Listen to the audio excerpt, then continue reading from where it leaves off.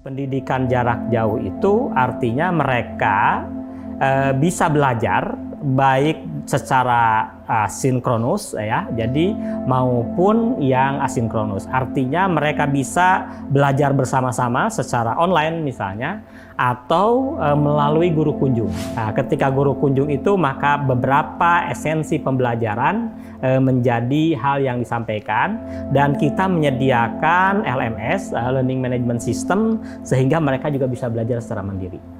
Awalnya sih sempat ragu karena ini pembelajarannya bukan kayak anak SMA biasa gitu ya. Tapi setelah masuk akhirnya jadi menikmati pembelajarannya.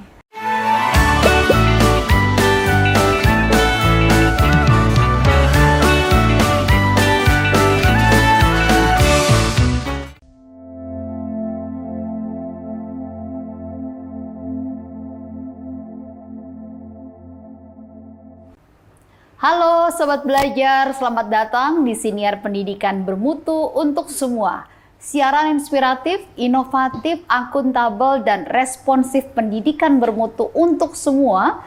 Kementerian Pendidikan Dasar dan Menengah, Kemendikdasmen, Direktur Jenderal Pendidikan Vokasi, Pendidikan Khusus, dan Pendidikan Layanan Khusus. Apakah pendidikan jarak jauh bisa menjadi satu jalan keluar untuk pemerataan akses pendidikan, terutama bagi daerah 3T, yaitu tertinggal, terdepan, dan terluar? Ada sebuah inovasi baru yang akan dilakukan oleh Kemendikdasmen untuk menjawab permasalahan ini. Dan bagaimana sebenarnya kesiapan infrastruktur, kurikulum, hingga peran guru dalam mengimbangi perubahan ini. Nah, hari ini kita akan membahas tuntas tema pendidikan jarak jauh, membangun akses pendidikan merata di era digital. Dan bersama dengan saya Prita Laura, kita akan mendengarkan penjelasan langsung dari para pemangku kebijakan, praktisi pendidikan, hingga kemudian klarifikasi isu-isu yang beredar. Nah, Sobat Belajar, hari ini kita akan menyelami kenapa program pendidikan jarak jauh ini lahir, apa urgensi di baliknya, dan untuk itu telah hadir bersama dengan kita Bapak Tatang Mutakin, Direktur Jenderal Pendidikan Vokasi, Pendidikan Khusus, dan Pendidikan Layanan Khusus Kemendikdasmen.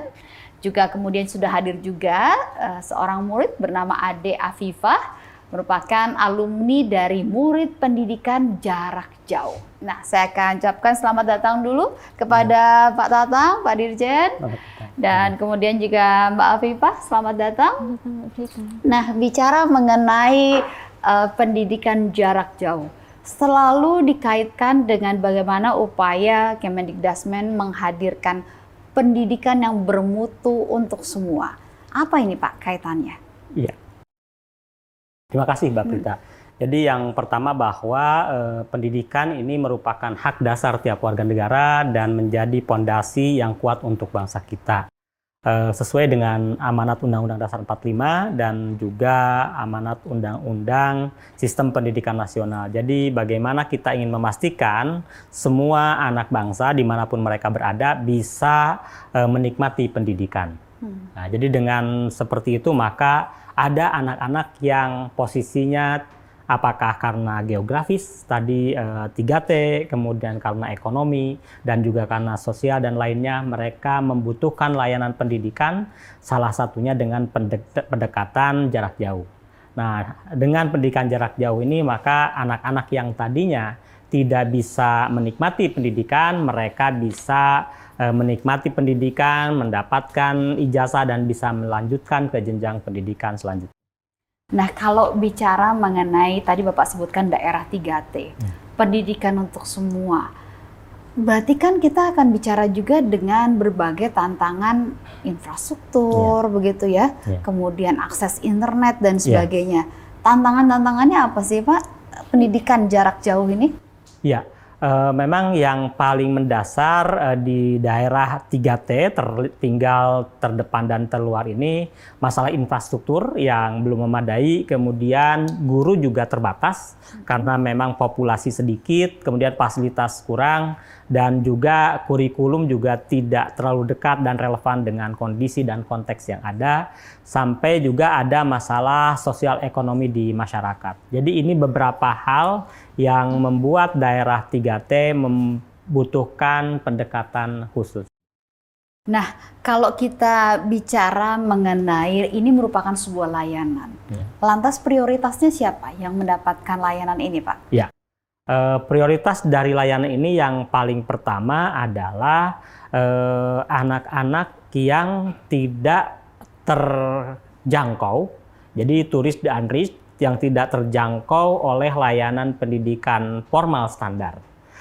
Apakah karena masalah geografis tadi 3T, kemudian apakah juga mereka ada dalam bencana, kemudian untuk daerah yang masyarakat adat, dan juga untuk keluarga prasejahtera di mana mereka menjadi tulang punggung juga keluarga, membantu orang tuanya sehingga tidak bisa full 5 hari sekolah di sekolah biasa. Jadi kalau pendidikan ini gimana sih bentuknya, Pak? Ya. Sehingga kemudian kok Bapak katakan bisa menyasar prioritas-prioritas siswa tersebut? Ya, jadi dengan pendidikan jarak jauh, ini tidak sama dengan pendidikan online ya. Pendidikan jarak jauh itu artinya mereka bisa belajar baik secara sinkronus ya, jadi maupun yang asinkronus. Artinya mereka bisa belajar bersama-sama secara online misalnya, atau melalui guru kunjung gitu ya. Jadi ketika daerah terpencil itu di tingkat SMA tidak ada SMA-nya, tentu di daerahnya katakanlah ada SD-nya, maka hari tertentu mereka bisa berkumpul, dan ketika berkumpul bisa dikunjungi. Nah, ketika guru kunjung itu, maka beberapa esensi pembelajaran menjadi hal yang disampaikan, dan kita menyediakan LMS, Learning Management System, sehingga mereka juga bisa belajar secara mandiri. Jadi bisa diatur sendiri waktunya, ya, tempatnya, ya, begitu sesuai dengan kebutuhan masing-masing, sesuai dengan kondisinya masing-masing, ya, demikian. Sesuai dengan kesepakatan dari siswa yang akan dikunjungi dan juga guru yang kita siapkan. Jika kendalanya adalah infrastruktur internet, bagaimana Pak? Nah, apalagi terkait dengan 3T. Ya, betul, untuk yang ada kendala terkait jaringan, karena di daerah 3T ini memang salah satu yang menjadi kendala terbesar, itu kita melakukan pendekatan dengan guru kunjung. Artinya gurunya karena memang jauh tidak bisa hadir setiap hari. Iya. Jadi bisa diagendakan misalnya kapan sepakatnya, apakah di hari Jumat atau 2 minggu sekali, seminggu sekali, dan itu dengan materi-materi yang sudah dibagikan, mereka bisa mempelajari hal tersebut. Jadi ini juga dalam beberapa pengalaman dilakukan untuk siswa-siswa yang tadi saya sampaikan, dia bekerja di hari Senin bahkan mungkin sampai Jumat, tapi ada waktu atau pagi atau sore dia bisa spend waktu untuk belajar bersama, seperti itu. Iya.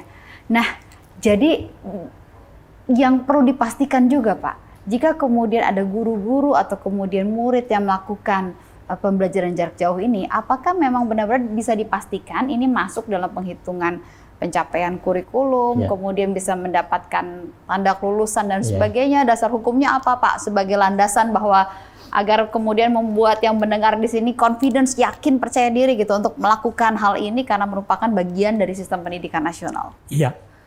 Jadi PJJ ini pendidikan jarak jauh ini punya landasan yang kuat dari mulai Undang-Undang Dasar, kemudian Undang-Undang Sisdiknas, kemudian ada Perpres juga di sana, dan untuk daerah tertinggal ada juga undang-undang terkait RPJPN dan Perpres terkait rencana pembangunan jangka menengah 2025-2029. Jadi ini menunjukkan kepedulian dan keseriusan pemerintah bagaimana kita menjangkau anak-anak yang tidak terjangkau dengan pendidikan. Teknisnya bagaimana Pak? Semisal ya ada kemudian daerah 3T, bisa dikatakan mungkin daerah di timur Indonesia, yang mereka ingin melakukan seperti ini karena jarak dari rumah kemudian ke sekolahnya terlalu jauh untuk ditempuh, kemudian memakan waktu, kendala dan sebagainya membuat anak jadi kemudian sulit ke sekolah. Teknisnya bagaimana ketika kemudian ada inisiatif melakukan itu? Ya, kita akan dan sudah mulai melakukan uji terap, mengambil sekolah yang paling siap, ya. Dan sekolah yang sebagai uji terap ini mereka punya siswa biasa, tapi juga menyelenggarakan untuk pendidikan jarak jauh. Sehingga siswa-siswa yang ikut pendidikan jarak jauh itu nanti terdaftar di sekolah tersebut dan masuk ke sistem data pokok pendidikan. Ya. Dengan masuk ke sistem data pokok pendidikan, mereka akan eligible nanti untuk mengikuti katakanlah tes kemampuan akademik kalau udah selesai pembelajarannya, atau juga untuk mendapatkan ijazah gitu ya. Jadi ini yang pertama, bahwa mereka akan belajar di sekolah-sekolah yang terpilih sebagai sekolah induk. Ya. Nah, kemudian jadi sekolahnya ditentukan juga ya Pak ya, untuk melaksanakan ini ya? Betul, karena PJJ ini terkait tadi juga oleh Mbak Prita nyampaikan bagaimana capaian pendidikannya agar optimal, kita memilih sekolah-sekolah yang bagus, artinya akreditasinya A, sehingga mereka punya standar tolok ukur yang terbaik gitu ya. Jadi dengan posisi yang seperti itu, maka tidak akan terlalu berbeda dengan sekolah-sekolah yang normal. Nah, mereka yang sekolah-sekolah terpilih nanti itu akan memiliki tadi semacam satelit-satelit. Katakanlah kalau misalnya satu sekolah di Pulau Buru, dia ada di satu kecamatan yang agak jauh dan dia tidak ada sekolah SMA, maka terdaftar di sekolah kabupaten tersebut. Nanti di sekolah tersebut mungkin tidak SMA, tapi mungkin tidak ada SMP, tapi ada SD. Nanti kita bisa memanfaatkan SD tersebut untuk pas guru kunjung ketika anak-anak yang ikut PJJ sedang siap belajar. Seperti itu. Ya Sobat Belajar, sekarang kita akan dengarkan langsung kisah dari seorang murid yang pernah menjalani pendidikan jarak jauh. Dan ini bukan hanya sekedar angka, tapi ini kita bisa dengarkan ceritanya bahwa ini merupakan sebuah program yang benar-benar pengalaman nyata dari alumni pendidikan jarak jauh. Namanya adalah Ade Afifah. Kita akan langsung sapa. Halo Afifah. Halo Mbak Prita. Halo. Kamu waktu ikut pendidikan jarak jauh itu mengambil SMA? Betul. Di mana lokasi kamu waktu itu? Nah, kebetulan untuk lokasinya itu ada di Padalarang, salah satu kecamatan di Kabupaten Bandung Barat. Kenapa kok kamu mengambil pendidikan jarak jauh? Apakah nggak ada sekolah yang berkualitas begitu di dekat kamu? Nah, kebetulan belum ada. Memang di daerah saya sendiri itu seperti yang Bapak Dirjen bilang, itu masih daerah perkebunan gitu, Mbak. Jadinya masih jarang banget untuk SMA swasta maupun negeri. Dari rumah kamu ke sekolah yang berkualitas di dekat situ berapa jauh? Lumayan sih Mbak, itu membutuhkan waktu yang mungkin kurang lebih 1 jam sampai 2 jam karena harus menaiki beberapa transport. Untuk sampai ke sekolah tersebut. Betul. Wow, jadi selama ini sebelumnya kamu begitu sekolahnya begitu 1 sampai 2 jam untuk pergi ke sekolah? Kebetulan kalau untuk SMP-nya, saya itu di daerah situ ada untuk SMP negerinya. Kebetulan hanya untuk SMA. Di daerah situ ada. Belum ada. Iya. Dan boleh cerita nggak sih kayak gimana sih pengalaman kamu ketika mengikuti pendidikan jarak jauh? Bedanya apa dibandingkan dengan sekolah yang biasa? Ya pasti sangat-sangat ada bedanya ya. Kalau boleh diceritakan itu berawal dari saya tuh agak pesimis untuk lanjut ke sekolah SMA negeri biasa karena kan jauh banget dan terbatas banget gitu untuk transportasinya. Lalu tidak berselang lama setelah selesai atau lulus dari SMP, saya dapat informasi dari teman ibu saya kalau tidak jauh, walaupun emang sedikit lumayan jauh dari rumah saya, itu ada SMA terbuka, yang dimana itu program dari pendidikan jarak jauh. Nah dari situ deh orang tua saya mulai mendaftarkan saya di situ. Bentuknya sekolahnya seperti apa? Apakah kamu ada sebuah mata seperti waktu jam pelajaran kamu mengikutinya online atau kamu bisa ngatur waktu-waktu tertentu untuk kemudian mengikuti pelajarannya, kemudian untuk memastikan anak-anak tidak bolos begitu mengikuti semua pembelajaran itu bagaimana caranya? Nah kebetulan di SMA terbuka yang saya sedang jalani waktu itu kita masih mempunyai absensi Mbak, masih mempunyai absensi secara online, lalu untuk kesehariannya masih dipantau sama guru-guru SMA biasanya. Nah untuk bangunannya, untuk tempatnya itu seperti SMA biasa, tetapi mereka mengadakan SMA terbuka itu yang dimana di hari weekend kita anak-anak SMA terbuka atau anak-anak dari program pendidikan jarak jauh itu belajar di situ. Jadi ada waktunya kumpul bareng ya secara offline betul, begitu ya. Betul. Kalau tantangannya apa ketika kamu harus belajar jarak jauh? Apakah situasi belajar di sekitar kamu jadi tantangan atau justru malah menyenangkan karena kamu jadi bisa belajar di mana saja? Betul.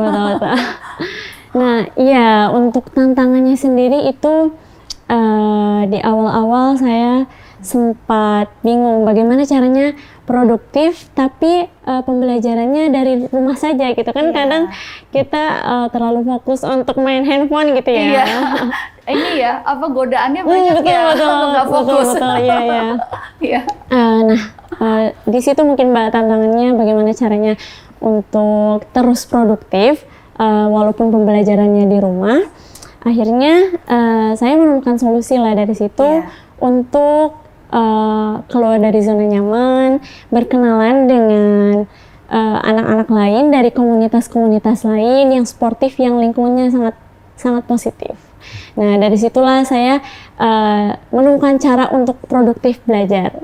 Jadi kamu akhirnya jadi bertambah luas ya dengan jaringan SMA terbuka ini. Ternyata kemudian dari berbagai daerah dengan komunitas yang terbuka, malah jaringan kamu malah lebih luas. Betul, ya karena kefleksibilitasan waktu yang dipunya dari program pendidikan jarak jauh ini.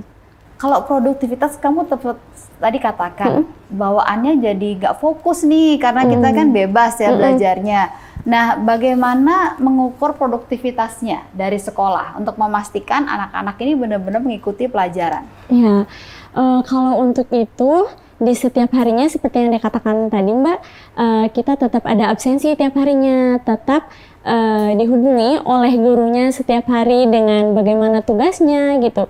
Biasanya untuk perharinya itu selalu ada tugas yang dikumpulkan, jadi dari situ kita masih tetap bisa berkomunikasi dengan gurunya.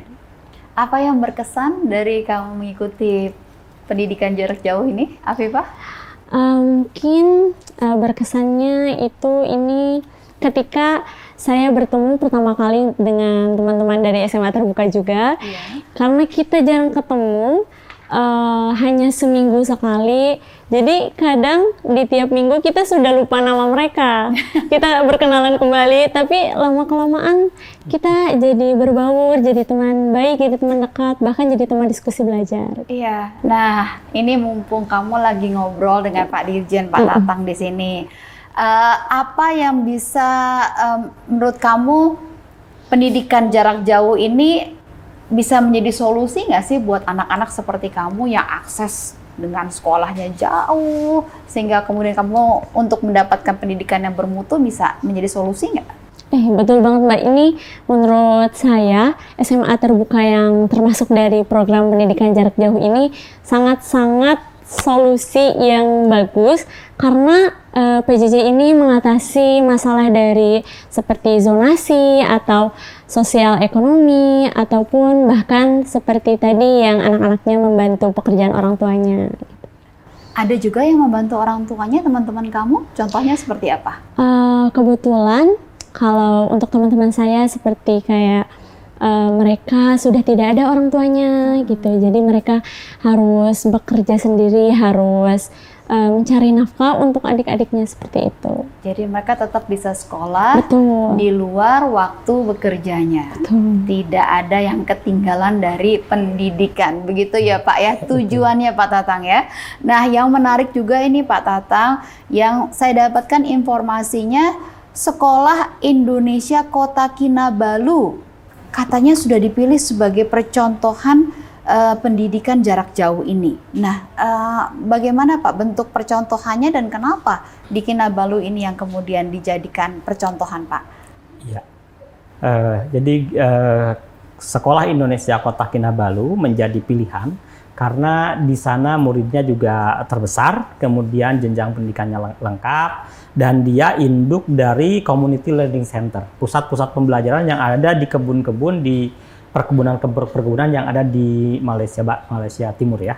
Ini yang paling penting. Yang kedua juga mayoritas muridnya adalah pekerja migran Indonesia dan mereka tidak akan bisa tertampung di satu sekolah karena jumlahnya banyak.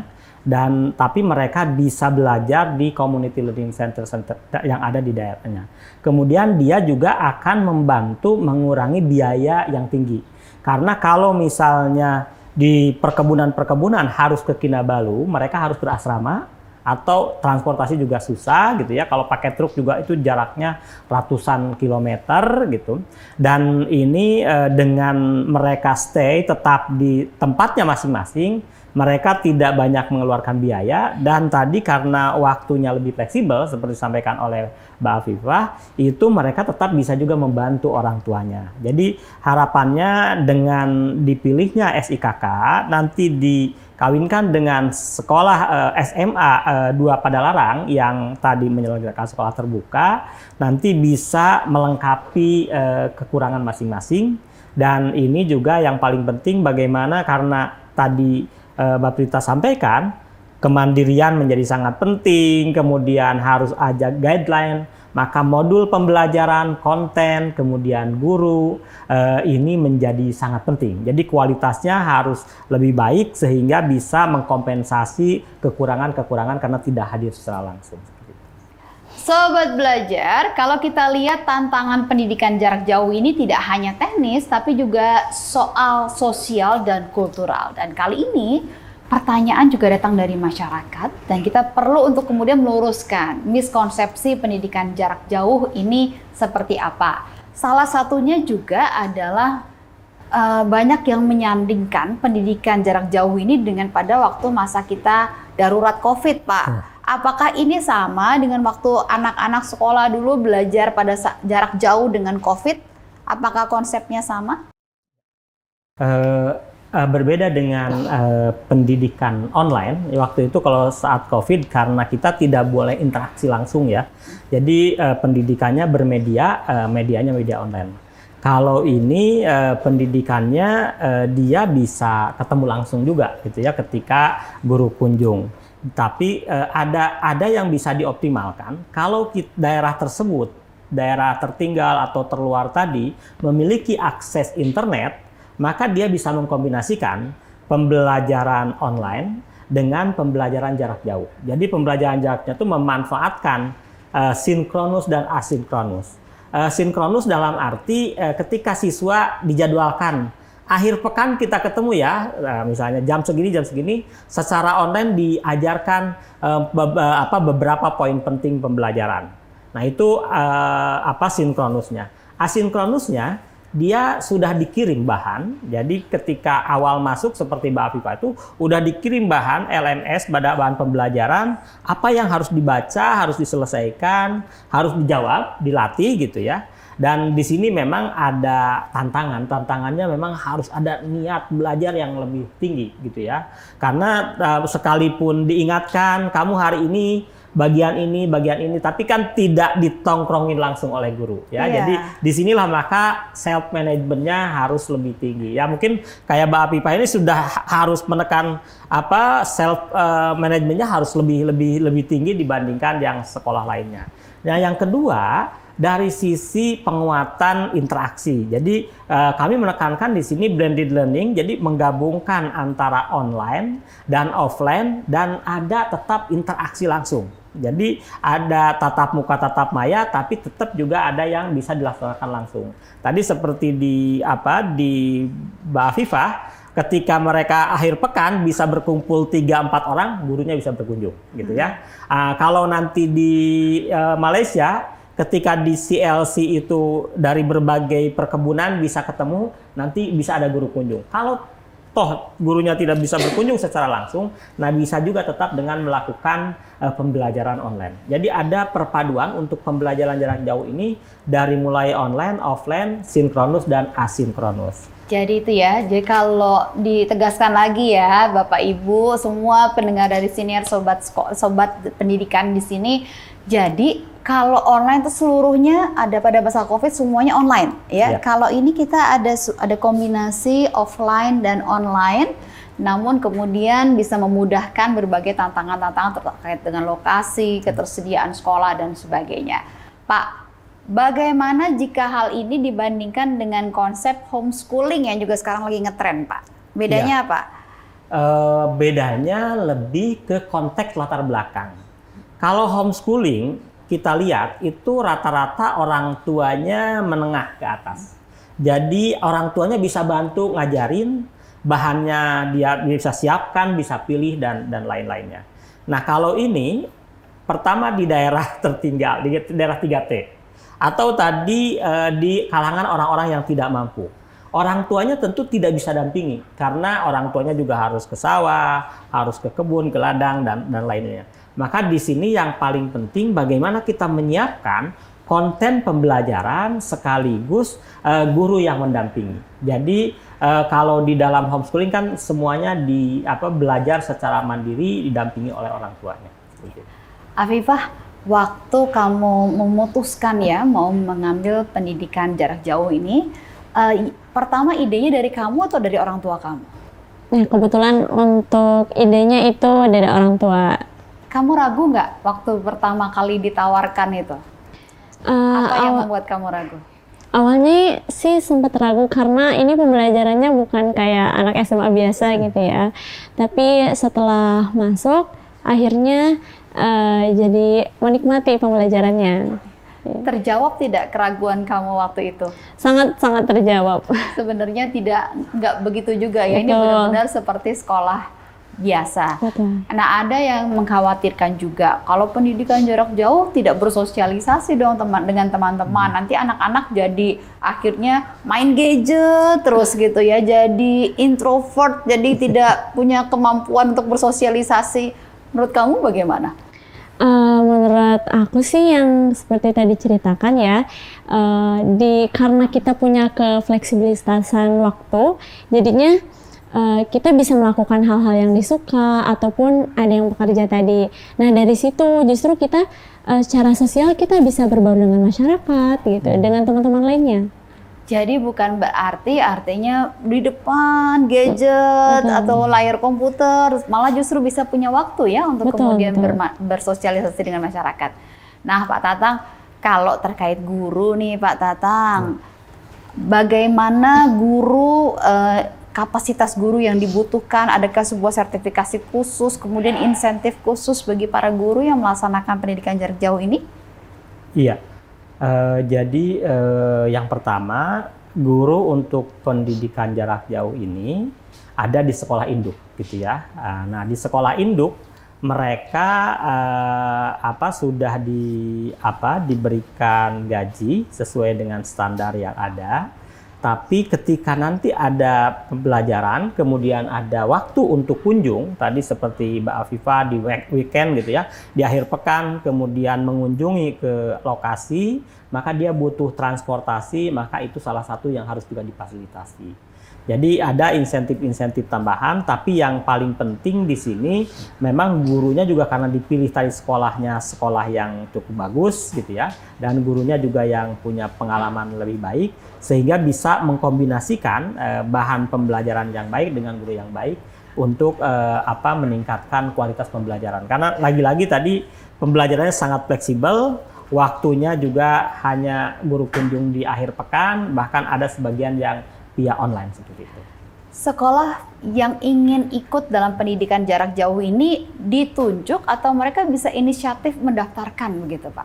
Ya, kalau untuk saat ini karena kita baru uji terap, kita menawarkan sekolah yang dianggap cukup berhasil dalam mengimplementasikan pembelajaran jarak jauh, gitu ya. Jadi mereka sudah mengimplementasikan pembelajaran baik sekolah terbuka dan lainnya. Kemudian kita kolaborasikan dengan sekolah yang akan menjadi mitranya.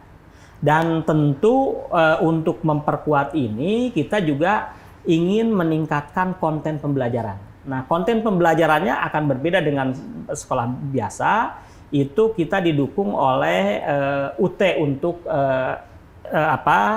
jaminan kualitasnya, gitu ya. Untuk memastikan jaminan pembelajaran, kualitas pembelajaran, kita menggandeng UT, dan untuk konten pembelajaran kita juga bekerja sama dengan Seamolek, Southeast Asia untuk pendidikan jarak jauh. Jadi dengan seperti ini mudah-mudahan nanti kontennya makin lengkap, makin bagus, dan ini akan lebih memudahkan siswa belajar.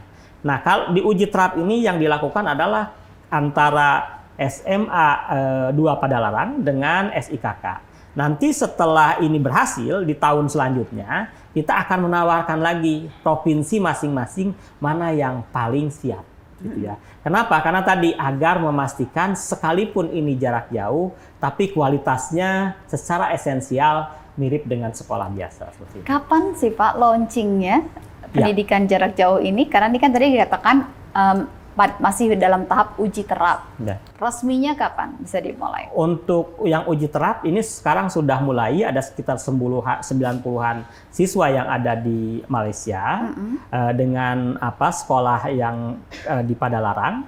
Kemudian ini akan diluncurkan sebagai uji terap insya Allah nanti tanggal 7 Agustus ya.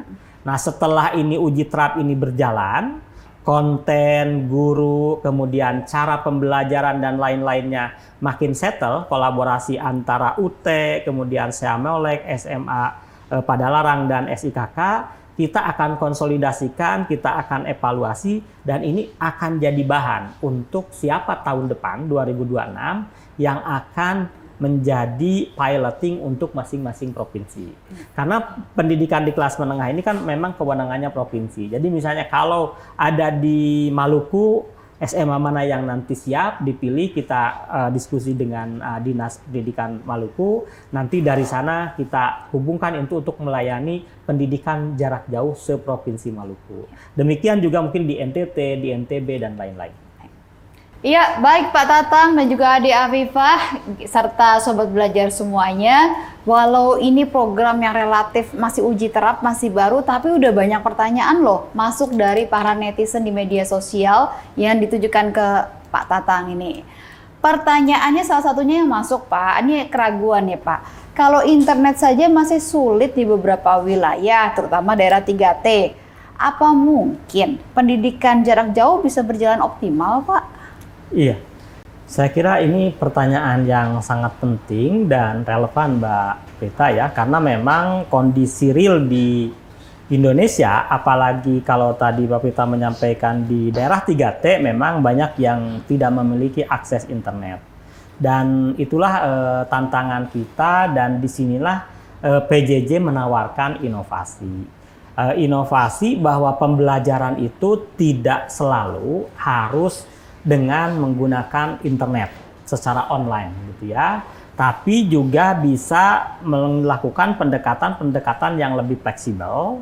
Tadi yang paling penting adalah ada modul pembelajaran yang lengkap yang bisa didistribusikan ke seluruh siswa yang ikut, dan mereka bisa mengikuti serta dalam setiap tahapan modul mereka bisa melakukan assessment secara mandiri gitu ya. Dengan posisi seperti itu maka mereka bisa belajar tanpa harus melakukan pembelajaran online. Nah, jika dimungkinkan dalam waktu tertentu, misalnya sepekan sekali atau sebulan sekali, itu bisa dilakukan pembelajaran dengan guru kunjung. Jadi semuanya direkap dalam satu topik pembelajaran, apa yang sudah dipelajari secara mandiri, dan nanti rekap bersama gurunya di dalam proses kunjung tadi. Kalau dari pengalaman Mbak Afifah tadi, dalam akhir pekan, gurunya berkunjung dan berkumpul dengan siswa-siswa yang ikut PJJ.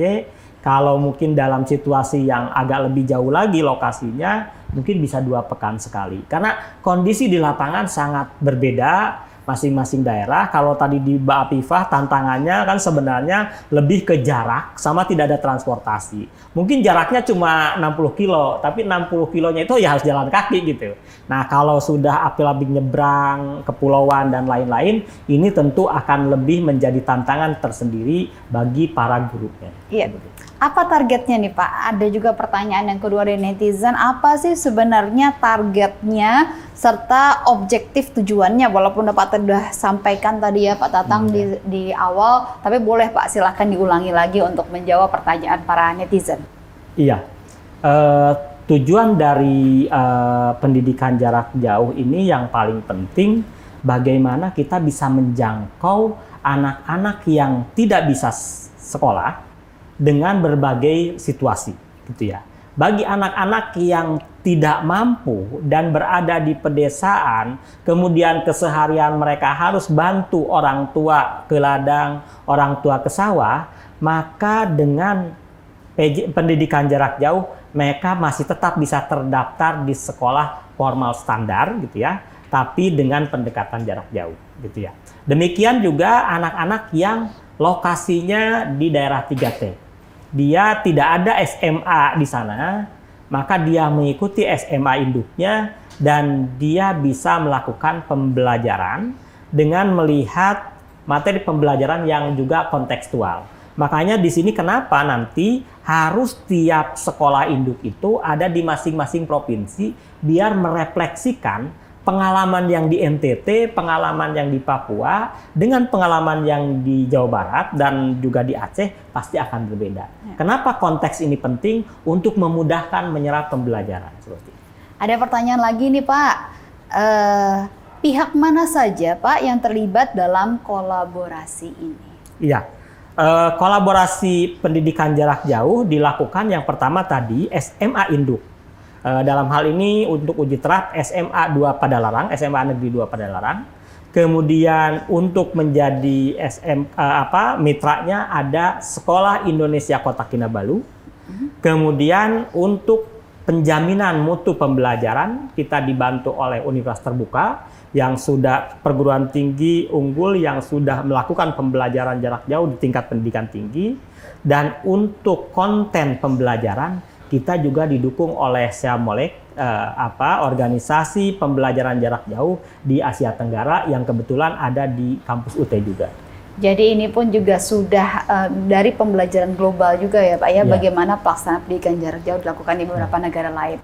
Kalau Afifah, boleh nggak kasih saran-saran ini ke Pak Dirjen? Karena kan tadi dikatakan lagi dikembangkan terus ini nih programnya. Dari pengalaman kamu apa yang bisa dibikin lebih oke lagi? Mungkin seperti website sih Mbak, untuk SMA terbuka sendiri atau untuk program pendidikan jarak jauh sendiri, karena kebetulan teman-teman saya yang dari sosial media yang tertarik dengan konten-konten saya yang membahas tentang SMA terbuka, yaitu dari program PJJ juga, mereka sangat tertarik untuk sekolah di PJJ ini gitu. Mungkin untuk websitenya sendiri itu ada satu website tersendiri yang kemudian bisa menjadi satu sumber informasi yang faktual begitu ya, dan juga akurat mengenai pendidikan ini. Ada lain misalnya kemudian guru atau apa begitu, cara ujian misalnya?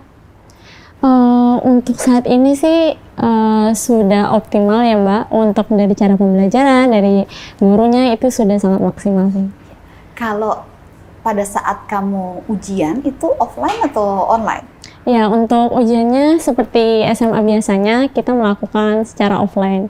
Tapi seperti yang dikatakan Bapak tadi, tergantung daerah masing-masing. Jika memang sangat jauh bisa saja ujiannya dilakukan secara online. Jadi sejauh ini masih online, masih offline ya yang Betul. kamu lakukan. Jadi nggak bisa sambil nyontek buka buku Betul. ya jamnya ya. Jadi memang bagaimanapun dengan pendidikan jarak jauh, namun kualitas tetap harus dijaga. Betul. Absensi dijaga juga tadi kamu sampaikan Betul. ya. Juga kemudian tugas-tugas terkontrol dengan baik juga. Adakah kemudian kalau di sekolah kan suka ada pendidikan ekstrakurikuler tuh. Nah kalau di pendidikan jarak jauh bagaimana? Kalau di pendidikan jarak jauh kebetulan sejauh ini belum ada ya, karena seperti yang dikatakan tadi di sisa-sisa waktunya di hari-harinya mereka tuh biasanya sudah sibuk dengan kesehariannya gitu, seperti bekerja ataupun kegiatan lainnya. Ya, jadi memang tidak ada khusus yang diadakan terkait dengan hal itu. Ada berapa banyak waktu itu yang ikut dalam pendidikan jarak jauh di kamu satu kelas? Kebetulan kalau di kelas aku sendiri itu sudah ada sekitar 30 orang dengan ya? iya, dengan sekitar 5 sampai 10 guru juga. Kalau kamu sekolah pendidikan jarak jauh itu harus pakai seragam juga nggak sih? Kebetulan di SMA terbuka aku Iya. sendiri itu harus memakai seragam. Akan begitu juga Pak. Jadi ketika anak-anak ini harus juga memakai seragam begitu, karena kan seringkali seragam kalau untuk daerah 3T ini masalah sendiri ya Pak ya, untuk bisa dapat seragamnya Iya. itu. Kalau untuk untuk PJJ ini kita belum sampai mengatur ke seragam, karena tadi variasinya akan berbeda-beda antar daerah ya. Dan yang paling penting sebenarnya bagaimana mereka mau ikut masih mau ikut belajar gitu. Hal yang mungkin gambaran penting juga, ada juga kelompok-kelompok anak yang dia tidak bisa mengikuti pembelajaran biasa karena dia adalah talenta olahraga. Ini di sekolahnya Mbak Afifah itu ada ratusan juga olahragawan dayung seluruh Jawa Barat, setiap kabupaten. Mereka sama juga mengikuti model pembelajaran ini, karena kalau mereka tiap hari sekolah segala macam, mereka nggak akan bisa ngejar menjadi juara nantinya. Iya. Jadi ada berbagai segmen yang harus kita dekati, tentu dengan pendekatan yang bervariasi, tapi yang paling penting dari sisi konten kualitasnya, dari sisi kualitas gurunya, bagaimana PJJ ini bisa terjamin seperti itu. Iya. Kalau dari Afifah sendiri, apa pesan kamu nih kepada teman-teman lain yang lagi mikir-mikir nih, aduh pendidikan jarak jauh ya, sementara mereka juga punya kendala kayak kamu, Betul. akses kepada sekolah sulit.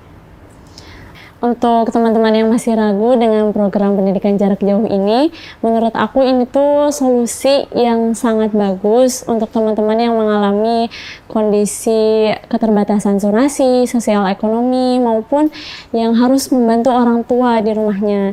Jadi dari aku sendiri, jangan ragu untuk mengikuti program pendidikan jarak jauh ini, karena pendidikan jarak jauh ini masih setara dengan sekolah-sekolah lainnya. Terima kasih Afifah. Dari Pak Tatang kepada para orang tua murid yang lagi ragu-ragu nih, lagi mencari tahu nih, bagaimana Pak? Iya, untuk orang tua dan juga adik-adik sekalian yang saat ini sudah masuk jenjang SMA dan sulit untuk melanjutkan karena mungkin di desanya dia juga ikut bekerja, menjadi tulang punggung keluarga gitu ya, atau jaraknya yang demikian jauh ke SMA yang dituju, dan jika mereka harus kos tentu biayanya sangat tidak memungkinkan, maka pembelajaran jarak jauh menjadi alternatif dan solusi untuk adik-adik sekalian. Karena terbukti lulusan dari sekolah pendidikan jarak jauh itu bisa melanjutkan ke perguruan tinggi, bisa melamar ke akademi kepolisian, akademi militer, dan lain-lainnya. Ini semua menunjukkan ada kesempatan yang bisa dioptimalkan untuk adik-adik sekalian. Baik, terima kasih banyak Pak Tatang untuk penjelasan dan juga Ade Afifa. Terima kasih, semoga sukses ya Pak ya, agar bisa benar-benar memberikan pendidikan yang bermutu dan berkualitas bagi semua kondisi anak murid yang ada di berbagai daerah dan berbagai kondisinya masing-masing, keluarganya masing-masing. Ya, baik Sobat Belajar, kita sudah sampai di penghujung siniar hari ini. Semoga diskusi ini bisa menambah wawasan dan juga semangat kita untuk terus mendorong pendidikan Indonesia agar lebih merata dan juga berkualitas. Sampai jumpa di program Siniar Pendidikan Bermutu untuk semua di episode selanjutnya. Teruslah belajar, teruslah bergerak, dan jangan pernah lelah merawat harapan. Sampai jumpa.